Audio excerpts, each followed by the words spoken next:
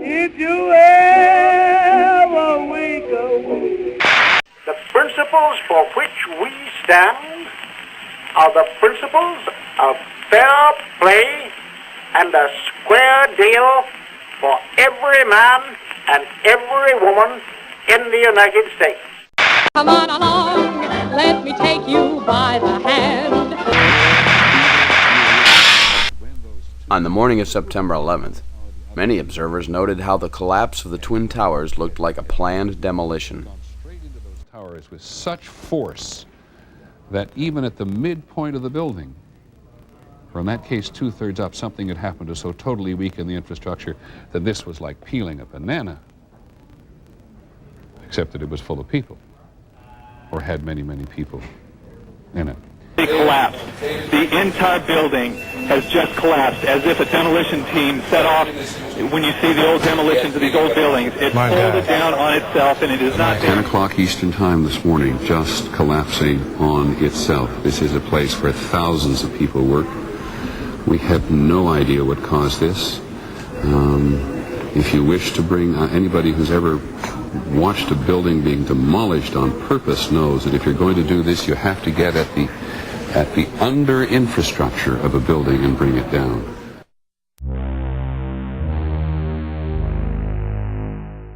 I don't know if you can see past me. Let me get out of the way. Pan up to that big brown building where you can see most of the smoke. That is 7 World Trade Center. Apparently on the south side, that's the side that's not facing us, it's about halfway up. It's still burning pretty badly because it was rocked with a lot of the explosion from the force of the twin World Trade Centers when they came down. A large concern is what's going to happen with that brown building now, which is why we keep getting moved further and further north. You can see people down on the street moving towards us, even media who originally were allowed to have more free reign to report this story. We're being pushed out as well because there was some concern that there might be additional explosions, possibly other bombs. There was also some talk about gas, whether that was a gas explosion, a gas bomb, or perhaps just Con Ed's difficulties in dealing with some of the natural gas here. We're not sure yet. It's very, very difficult to get the emergency crews to give us this information because obviously they've got a very big problem on their hands just trying to get people out. Reports of secondary bombs and explosions were also widespread that morning. Situation at this time, do we know anything more about other bombs? Right now we don't know anything right now. And where are you being told to move people? Yes, we are. So everybody, because right now we're worried about third building right now. You're worried about which building? Third building, which might be the American Express building. Is it this brown building right here? I don't know if it's the other side of the brown building right now. And what's the concern with it? It's, we've heard it's on fire on the other side? Fire on the other side, which might cause the building itself to fall over and knock that building down. We also have to worry about the gas leaks and everything. Yeah. And how about your fellow officers? Do you know other fellow officers who were in there? No, we don't. No, we don't. Right. Right now, we're in the dark just like you are. Thanks very much. I appreciate it. Appreciate it. There you go. I think that's probably best reported right from the officer's mouth. They're in the dark too, and that's what I've been hearing from almost every police officer that I've stopped to talk to. Brian, tell me anything, and they're told all I know is what I'm being told, to move people. All right, Ashley Banfield, thank you for that live report from Lower Manhattan. New York Mayor Rudolph Giuliani quickly rebuffed the possibility that gas explosions were responsible for the secondary blasts. Mr. Mayor, there were reports of a gas explosion related to this. Are you aware of that? There was a gas leak or possible explosion? We don't believe it. We don't believe that's the case. Mr. Mayor, can you tell us anything about where the planes come from, where the aircraft came from?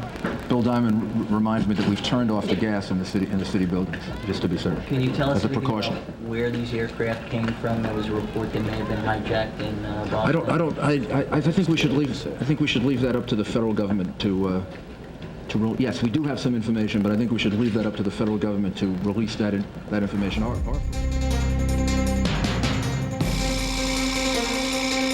And another building at the World Trade Center has collapsed. It's a 47-story World Trade Center number 7, not the landmark the Twin Towers were. I'm told if you watch toward the... By the time the 6 o'clock news came on that evening, the World Trade Center 7 had also collapsed, even though it had not been hit by any airplanes.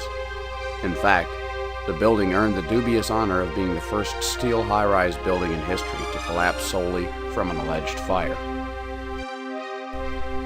FEMA's official report on the fires at World Trade Center 7 concluded that it was unknown how the structure collapsed and that further investigation was required.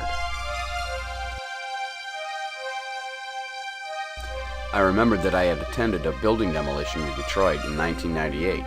It was a beautiful fall day, and my brother and I had traveled into Detroit to watch the implosion of the J.L. Hudson building. The Hudson's building at the time of its implosion was the largest structure on record to be demolished by a controlled implosion. Hudson's had been a focal point for Detroiters for many years. Generations had shopped there at the retail giant, and I can recall attending many Thanksgiving Day parades there, which was an annual Detroit tradition. Controlled Demolition Incorporated was the company hired to bring down the Hudson's that day. They also happened to be the company that was hired to remove the remains of the Alfred P. Murrah Federal Building in Oklahoma City and to clean up Ground Zero at the World Trade Center.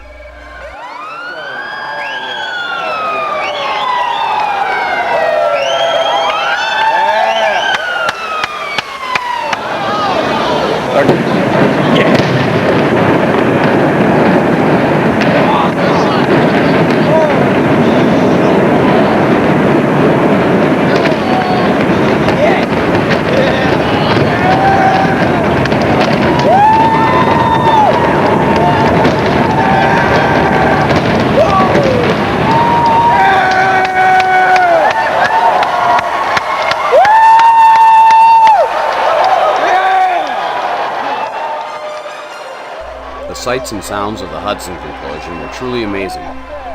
So was the dust cloud that followed. I'm keeping it for the dust cloud.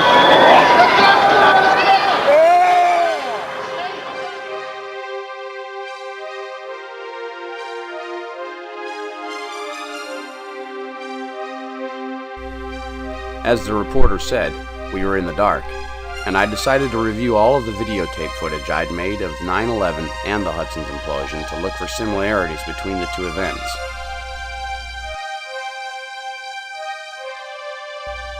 What I found was a number of odd coincidences. For instance, this picture of a man at the Hudson's implosion was eerily similar to this picture of an onlooker taken at the Pentagon crash site. Another thing that caught my eye as a strange coincidence is that these men from Controlled Demolition Incorporated were dressed very similar to men who showed up at the Pentagon crash site.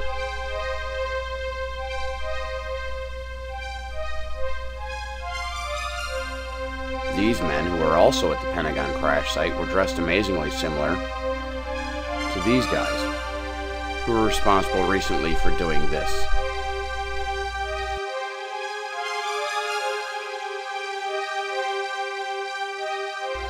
What cannot be a coincidence, however, is that the careful placement of cutting charges and the time-intensive preparations required to perform a controlled demolition make the comments of the World Trade Center complex owner Larry Silverstein in a PBS special highly suspect. I remember getting a call from the fire department commander telling me that they were not sure they were going to be able to contain the fire. And I said, you know, we've had such terrible loss of life. Maybe the smartest thing to do is pull it. And they made that decision to pull, and then we watched the building collapse.